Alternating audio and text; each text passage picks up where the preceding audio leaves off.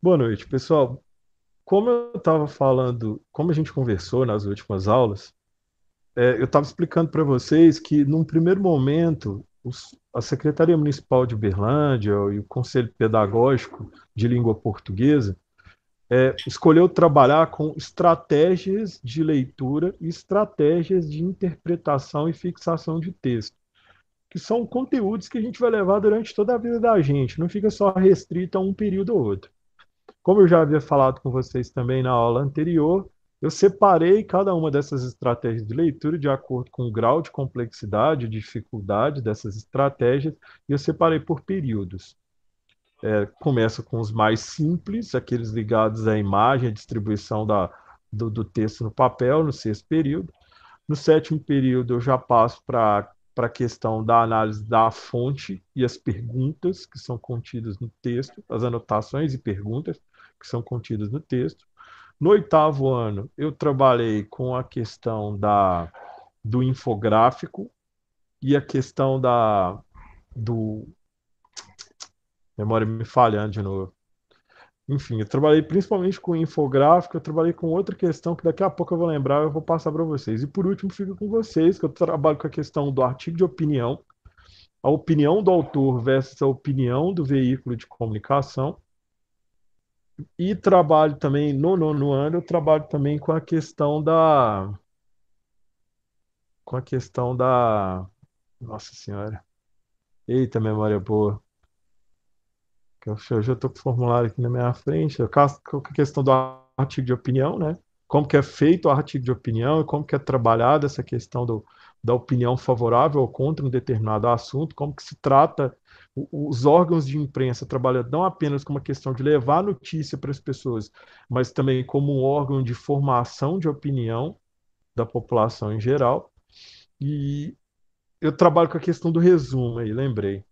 Fiz a questão hoje para vocês e esqueci.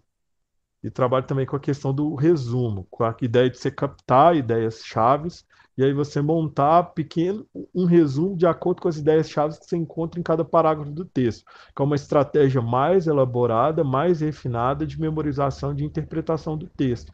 Você acaba dialogando ou tendo que se aprofundar no texto para poder fazer esse debate, essa análise, tá? Então, pessoal, feito esse recorte, eu vou começar a falar com vocês aqui a respeito da matéria do nono ano. Começo a falar aqui, num primeiro momento, do artigo de opinião. Vou aqui ler com vocês, vocês vão me acompanhando. Os jornais e as revistas, além de terem a função de informar os fatos e os acontecimentos relevantes do dia a dia, eles cumprem também outro papel importante, que é o de formar opinião.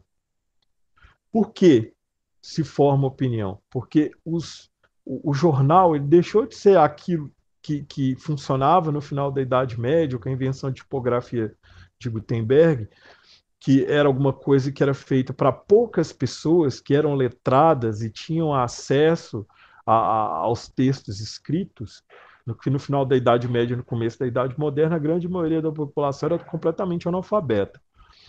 Com as políticas que aconteceram nos últimos séculos de democratização e de acesso universal à educação, o contingente populacional que começou a ter acesso à leitura e acesso ao quando você tem acesso à leitura, obviamente, você vai ter acesso também a conteúdo daquilo que está escrito.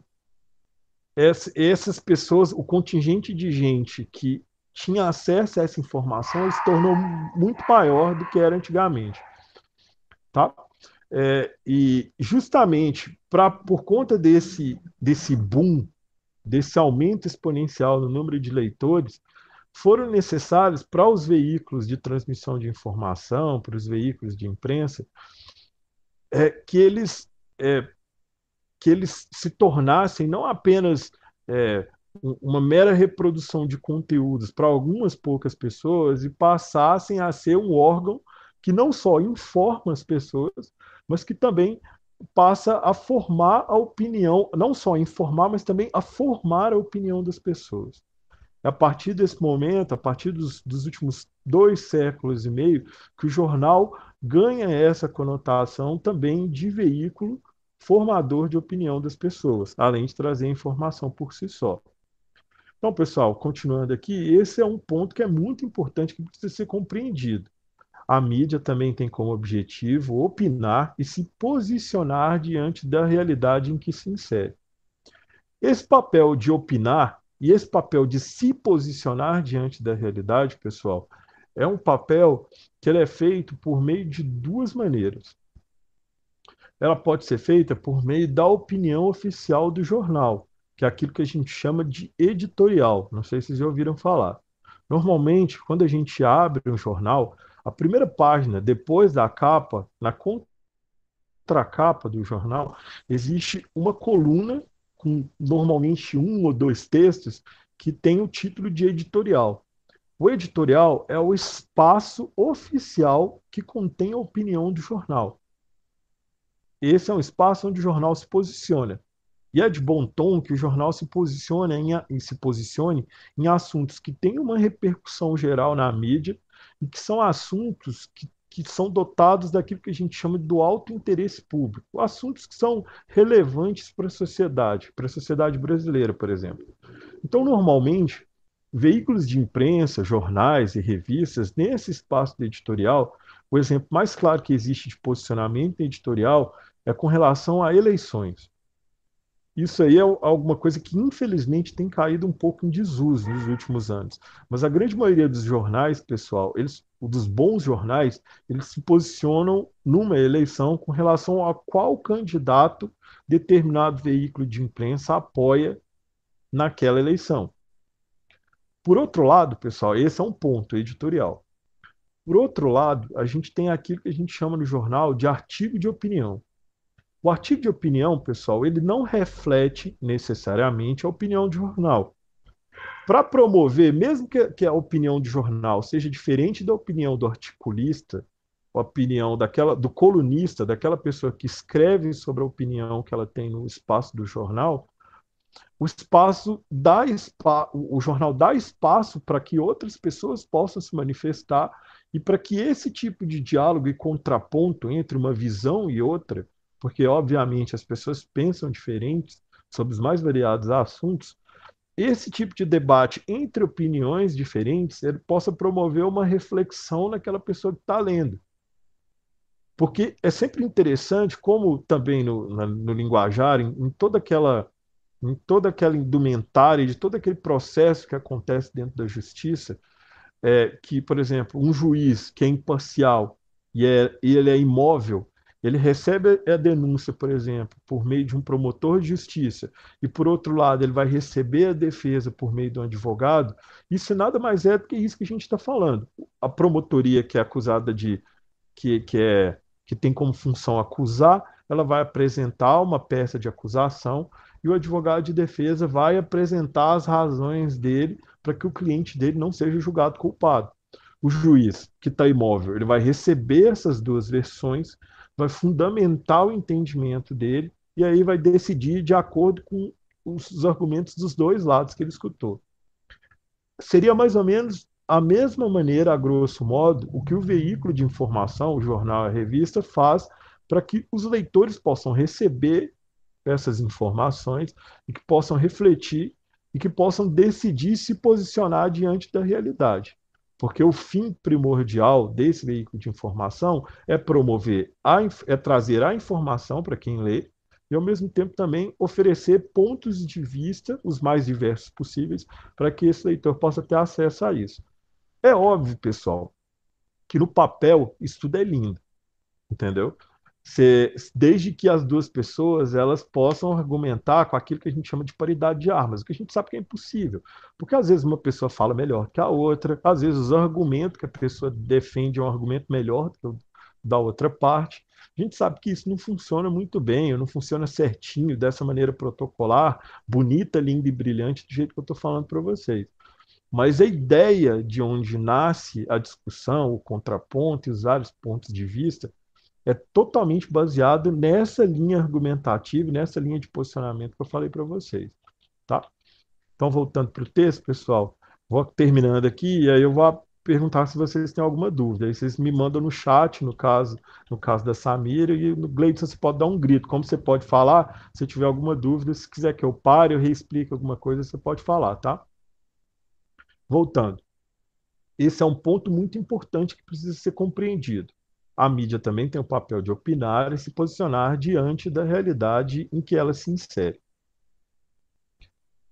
Voltando agora, pessoal, em contraponto com a questão da editorial que eu expliquei para vocês, esse papel de tomar uma posição explícita é realizado por aquilo que a gente chama de artigo de opinião, que é caracterizado pelo caráter persuasivo. Caráter persuasivo, pessoal, ou persuasão, é o ato em que, por meio da fala e da exposição das ideias, uma pessoa tenta convencer a outra. No dia a dia, pessoal, a gente vive realizando esse tipo de coisa desde quando a gente é moleque.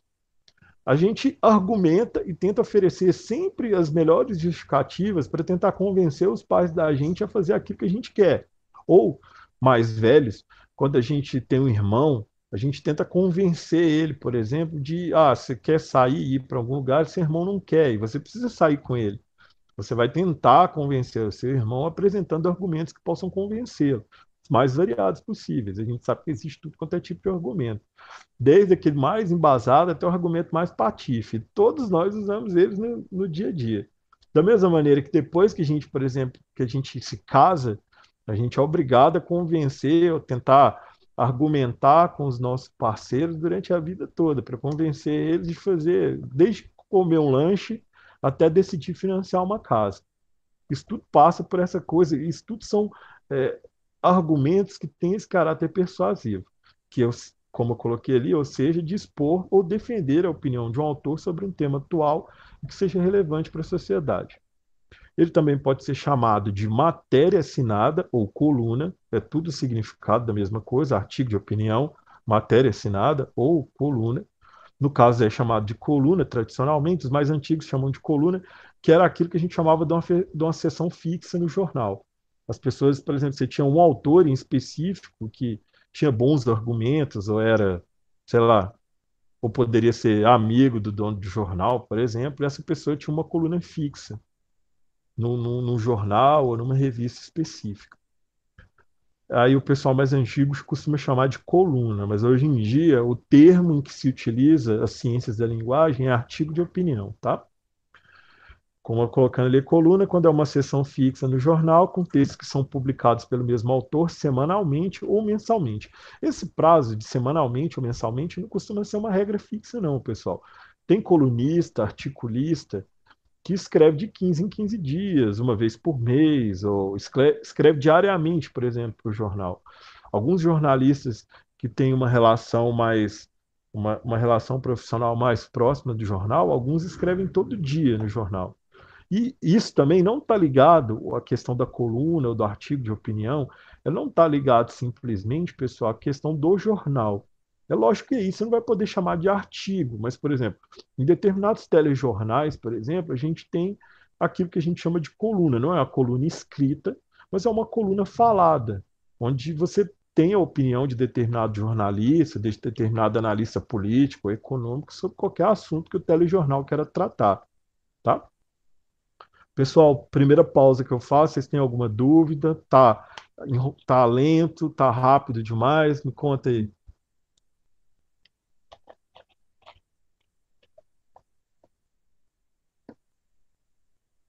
Alô? Alguém me escutando?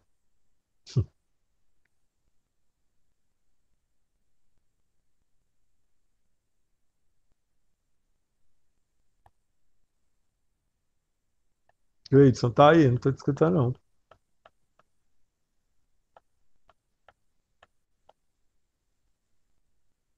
Bom, pessoal, aí como vocês não se manifestaram, eu vou continuar. Deixa eu só dar uma olhada aqui.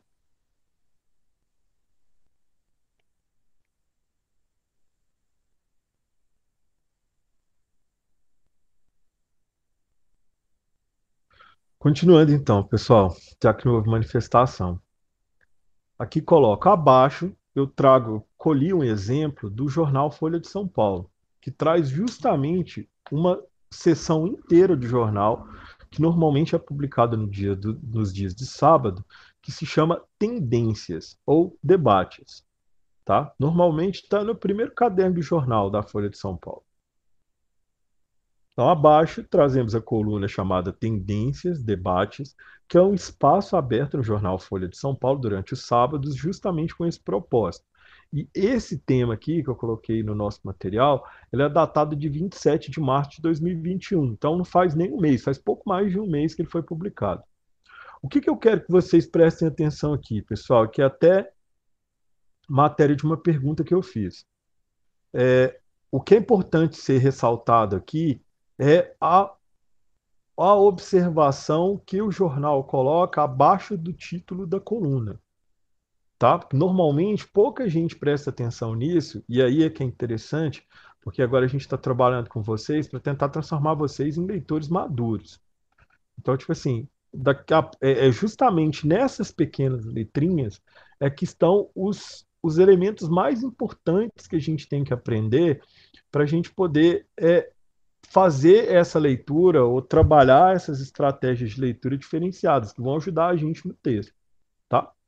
Então aqui, ó, o que que vem escrito que é muito importante aqui, pessoal? Os artigos publicados com assinatura, ou seja, os artigos publicados pelos articulistas, eles não traduzem a opinião de jornal. A sua publicação, ou seja, a publicação desses artigos, ela obedece ao propósito de estimular o debate dos problemas brasileiros e mundiais e de refletir as diversas tendências do pensamento contemporâneo. Pessoal, vocês escutando os cachorros latir aqui, é os meus cachorros, é porque minha esposa chegou, aí o escândalo acontece na Terra. Mas ensino à distância tem dias. Enquanto a gente não estiver na sala de aula, vai ser assim mesmo. O que é importante nisso aqui, pessoal, que eu até pedi para vocês observarem? O cabeçalho da coluna de jornal já traz um importante aviso aos seus leitores a respeito das posições do autor do texto.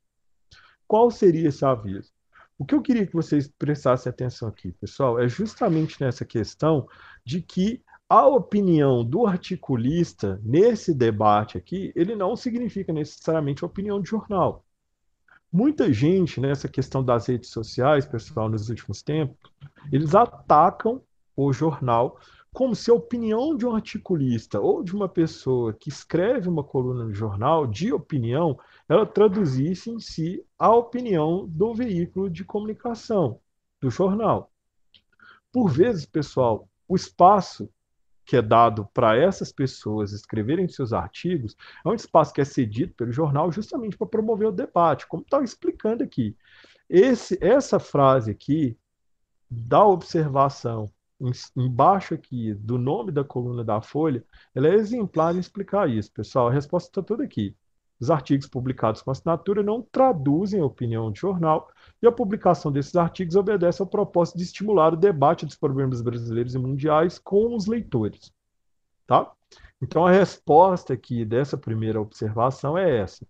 E é isso que a gente tem que guardar para a gente. O primeiro ponto que vocês podem, vocês podem levar poucas coisas das aulas, mas esse é um ponto que eu queria que vocês levassem, que o artigo de opinião não traduz a opinião do jornal. Passando aqui, pessoal, eu vou entrar agora na questão da coluna propriamente dita. Percebam bem que a estrutura da coluna é uma pergunta polêmica e atual que é lançada e cada autor, seja um autor favorável ou contrário a determinada tese, ele vai se posicionar a respeito dessa pergunta que foi lançada e vai defender o ponto de vista dele nesse texto em específico. É como se tivesse assistido um debate ao vivo. Essa publicação tem a finalidade de estimular o debate dos problemas brasileiros e mundiais. No dia 27 de março de 2021, a questão levantada diz respeito à instalação de uma comissão parlamentar de inquérito no Congresso Federal para apurar as ações e omissões do governo federal no enfrentamento da pandemia da Covid-19. Eu não sei se vocês andam acompanhando o debate, o, os telejornais, mas o que, em termos de política nacional, o que vem ganhando destaque nos últimos dias, praticamente de maneira uniforme em todos os veículos de imprensa, pelo menos na TV, é essa questão da instalação da CPI da Covid por parte do Senado Federal, que é uma das duas casas de representação políticas que a gente tem no âmbito federal, o Senado Federal instalou uma CPI para investigar o governo federal, como é que foi as ações e as omissões do governo federal no combate à pandemia, que já se arrasta aí há mais de um ano, tá? Aqui, de um lado, a gente tem aqui a pessoa que se posiciona de maneira favorável. Veja bem que está até destacado aqui no texto uma cor diferente. A pergunta é: o Congresso deve instalar já a CPI da Covid? A resposta para essa articulista que vai escrever aqui, que é a senadora Simone Tebet, do MDB de Mato Grosso do Sul, ela vai, de forma até destacada aqui, colocar que sim, o Congresso deve instalar já a CPI da Covid. E aí, no título do texto dela, no subtítulo e no desenvolvimento do texto, inclusive com um destaque daquela parte que o jornal acha a parte mais importante do texto dela, ela vai expor os motivos dela sobre por que a CPI tem que ser instalada. Por outro lado, a gente tem aqui o argumento contrário, nesse caso também do senador da República, do Tocantins, do MDB, o senador Eduardo Gomes, que ele trabalha, na opinião dele, não. O Senado não deve instalar já a CPI da Covid. E aí, por meio do título dele, do subtítulo, dos argumentos que ele coloca durante o texto, ele também vai tentar argumentar sobre por que a CPI não deve ser instalada nesse momento. Pessoal, eu não sei se vocês vão se opor, fiz a primeira pergunta, vocês me responderam. De toda maneira, como eu falei para vocês, eu agradeço a presença de vocês. A aula vai ficar gravada, vocês vão poder rever quantas vezes vocês puderem, se vocês não dormirem no meio da aula. Brincadeiras à parte, como vocês provavelmente não vão se opor, pessoal, eu vou ler o texto, tá? Não sei se vocês estão conseguindo ler daí. Por enquanto, a nossa aula de hoje, pelo jeito que eu estou olhando aqui, a gente tem mais alguns minutinhos. A nossa aula de hoje vai ficar na leitura dos textos aqui, tá? Para que vocês acompanhem. E na próxima aula a gente vai terminar aqui o formulário, que a gente vai passar para um momento de debate. Então, pessoal, eu vou fazer uma leitura rápida aqui, tá? A pergunta de ouro, que é: o Congresso deve instalar já a CPI da Covid? Sim, é preciso ir além da indignação. Trata-se de obrigação moral e o requerimento ficará na prateleira fria da omissão? Aí, Simone Tebet, senadora da República. Vamos ao texto. Requerer uma comissão parlamentar de inquérito, ou CPI, é direito constitucional da minoria. No caso desta chamada CPI da Covid, ou CPI da pandemia, a sua instalação deve se constituir numa obrigação moral da maioria. Além disso, requerimentos para que comissões de investigações sejam instaladas devem se fundamentar em fato determinado. Nesse caso, referimos-nos a fatos continuados.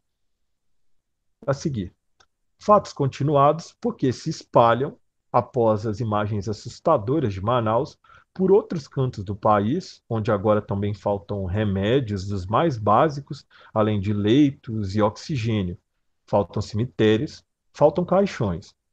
O que nos consola é o heroísmo dos agentes de saúde, mas, à falta dessas condições mínimas, o heroísmo também tem seus limites. Essa mesma continuidade aguça, ainda mais, a nossa obrigação parlamentar. A mídia instituiu uma espécie de comissão de acompanhamento, mostrando esses fatos que nos ensinam que é preciso ir além da indignação. Não há como negar que o Congresso já cumpriu um papel dos mais relevantes em todo esse processo. A falta de recursos não pode ser alegada para que esses mesmos materiais não estejam disponíveis a tempo de salvar vidas. Afinal, aprovamos todos os valores solicitados pelo governo federal para um trabalho que, esperava-se, seria melhor coordenado e mais eficiente. Mas o Congresso não pôde se contentar com o seu papel no passado e deixar o agora e o futuro a cargo da sua própria comissão de acompanhamento. Não devemos continuar apenas seguindo os passos dos acontecimentos, sob pena de cumplicidade com o prolongamento da continuidade dos fatos. Isso porque, ainda que cumprido todos os requisitos legais, manter o requerimento na prateleira fria da omissão não deixa de ser uma adesão velada ao negacionismo vigente. O mesmo negacionismo que desdenha a vacina e não se compromete com os protocolos mais básicos contra o coronavírus, que são ditados pela ciência. É preciso considerar que foi esse negacionismo um dos principais causadores da gravidade dos fatos determinados que dão fundamentação ao requerimento da CPI. Não é à toa que o negacionismo e o ataque à abertura da CPI da pandemia são duas faces de uma mesma moeda. Portanto, negar agora sua instalação aguça a continuidade dos fatos, numa causação circular que foge, cada vez mais, ao desejado equilíbrio. Argumentar que os trabalhos de uma CPI poderiam atrapalhar o combate ao coronavírus não deixa de ser contraditório. Ora, essa CPI foi requerida exatamente para investigar a ineficiência desse mesmo combate. Esse argumento, se na voz dos parlamentares, nega a essência da própria casa e não contribui para a democracia. Independência entre os poderes não significa a falta de controle. Evidente que os negacionistas serão os primeiros a combater a instalação da CPI da pandemia. Reconheço que uma CPI não tem o condão da mudança no curtíssimo prazo, ou no prazo que todos desejamos. Desejo que não ultrapassaria o limite do agora. Mas, no agora, ainda que ela seja interpretada como uma comissão de pressão, já terá cumprido seu papel. O que nos causa comoção e indignação é o momento. Um momento que, aliás, se estende em demasia. Um agora desafiador à própria existência do futuro. Esse, pessoal, foi o texto argumentando pela instalação imediata da CPI que a senadora Simone Tebet apresentou. Agora, para finalizar a aula, eu vou ler o outro texto de outro senador, Eduardo Gomes, que vai falar: não, a CPI não tem que ser instalada agora. Passando, pessoal, o momento é de união. Não seria racional desviar a atenção da preocupação maior, que é salvar vidas. De início, é relevante reconhecer a importância desse espaço da Folha, está falando da Folha de São Paulo, em que, democraticamente, pontos e ideias antagônicas são colocados de forma clara e respeitosa. Isso daí, o senador, no primeiro parágrafo dele, está tratando de tudo aquilo que a gente está conversando na aula até agora. Sob o tema proposto, o Brasil, como todos os países, enfrenta a maior pandemia dos tempos modernos. A própria ciência ainda busca entender a complexidade e a magnitude desse vírus e encontrar remédios que sejam eficazes para combatê-lo.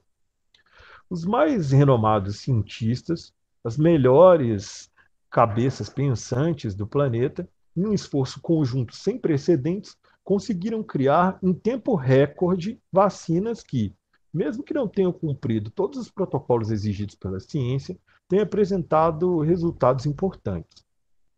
As vacinas se encontram até agora, as vacinas se mostraram até agora, perdão, as mais importantes ferramentas para diminuir a contaminação e salvar preciosas vidas. Todos os líderes buscam caminhos e soluções que até o momento não foram encontrados e cuidam de proteger suas populações. Não há, por enquanto, apesar dos esforços de cientistas e laboratórios, um número de vacinas suficiente para imunizar a todos. E, obviamente, prevalece aí a lógica capitalista e acaba valendo a lei do mais forte. As nações mais ricas vacinam primeiro e estão experimentando a queda do número de vítimas à medida que o processo de vacinação avança. O Brasil possui um dos maiores e mais eficientes sistemas de vacinação pública do mundo e é produtor de vacinas. O Instituto Butantan e a Fiocruz estão produzindo um importante número de doses, que são imediatamente aplicadas pelo SUS e que colocam o nosso país como quinto no ranking mundial de vacinação. O governo federal aportou o maior volume de recursos da história para que os estados e municípios pudessem enfrentar esse mal terrível. O Congresso Nacional tem tido um papel de grande importância nesse quadro, já que votou com rapidez toda a estrutura legal que permitisse, ao tempo em que cuidava da parte médica, também de acudir à população mais vulnerável e às empresas para minimizar o aumento do desemprego. Um programa social dessa dimensão não tem precedentes em nossa história. Nesse momento, Estamos debruçados sobre temas importantes, como o orçamento de 2021 e todas as medidas necessárias ao combate da Covid-19. Os órgãos de controle e a Comissão de Covid no Senado acompanham e fiscalizam a aplicação dos recursos destinados ao enfrentamento da pandemia. Todas essas informações estão preservadas para serem utilizadas no futuro, em momento oportuno, se houver essa necessidade. Socorro-me do pronunciamento recente do presidente da Câmara dos Deputados, Arthur Lira, do PP de Alagoas. Não é hora de CPI da Covid ou lockdown legislativo. Todos nós sabemos do esforço exigido pelo parlamento para levar adiante uma CPI. Nesse momento crucial da nossa história, não seria racional desviar a atenção, tirando o foco da maior preocupação de todos, que é salvar vidas. Por todas essas razões, minha posição é clara: CPI da Covid, agora não. Vamos nos concentrar em melhorar cada vez mais as condições de trabalho dos profissionais da saúde, com a abertura de novas instalações de atendimento e, principalmente, agilizar a aquisição e aplicação imediata de doses de vacina, com capacidade para atender a todos os brasileiros. O momento é de união nacional de todas as forças políticas, da sociedade organizada e da população em geral, para que possamos, dentro de pouco tempo e com a graça de Deus, comemorar a volta à normalidade. Pessoal, então esse é o final do texto. Eu li para vocês o texto com os argumentos favoráveis à instalação da CPI e os argumentos contrários à instalação imediata da CPI. Nós vamos terminar a nossa aula por aqui. No próximo encontro, a gente vai terminar o formulário, que aí a gente vai passar para a questão do resumo. A gente vai analisar dois parágrafos mais especificamente, 2 ou 3 parágrafos mais especificamente de cada texto, com argumentos que sejam favoráveis à instalação da CPI, ou contrários à instalação da CPI, e aí a gente passa para captar essas ideias-chave de cada parágrafo, e a gente vai montar um resumo dos dois textos, para que vocês possam se posicionar de maneira embasada se vocês são favoráveis ou contra a, a essa questão em específico. Pessoal, agradeço, não sei se vocês têm alguma dúvida, se vocês tiverem alguma dúvida, está aberto, tá? A resposta. E desde já agradeço a participação de vocês, tá? Ok. Eu acho que seu microfone tá falhando, Cleiton. Eu escutei você falar lá no fundo. Peraí, melhorou agora? Melhorou, isso. Nossa. Não, tô sem nenhuma dúvida mesmo. Tá. No começo eu tive que sair, se o senhor me chamou, desculpa aí, mas Não, tem é problema sair não. coisa Relaxa. rapidinho. Isso aí até porque aqui, ó, qual que vai ser a vantagem agora disso que eu estou fazendo para vocês dois? Eu vou deixar as aulas gravadas, entendeu? Aí se você quiser Ah, sim. rever depois, no horário que você preferir, eu vou pegar a gravação dessa aula agora e vou colocar ela no meu canal do YouTube. Aí vocês podem assistir na hora que vocês quiserem, isso não tem problema não. Isso é para ter essa Sim, interação, é porque tem gente que tem gente que tem a necessidade de interagir com o professor ao vivo, tem gente que não tem, entendeu? A gente sim. oferece esse espaço. Eu ofereço esse espaço aqui por 2 motivos, né? Para que as pessoas possam se sentir mais confortáveis, me escutando falar e olhando para meu rosto, ou para que as pessoas possam gravar mesmo, consultar depois quando achar necessário. Eu sei, desejando continuar os estudos de vocês. Eu também tenho os meus afazeres, eu peço desculpas para vocês. Teve uma hora aqui que os meus cachorrinhos começaram a latir. Não, Mas a tranquilo. gente vai tocando desse jeito mesmo, tá? Agradeço, Cleidson. Agradeço, Samira. Boa noite para vocês, tá? Vocês estão Peraí, liberados para sair.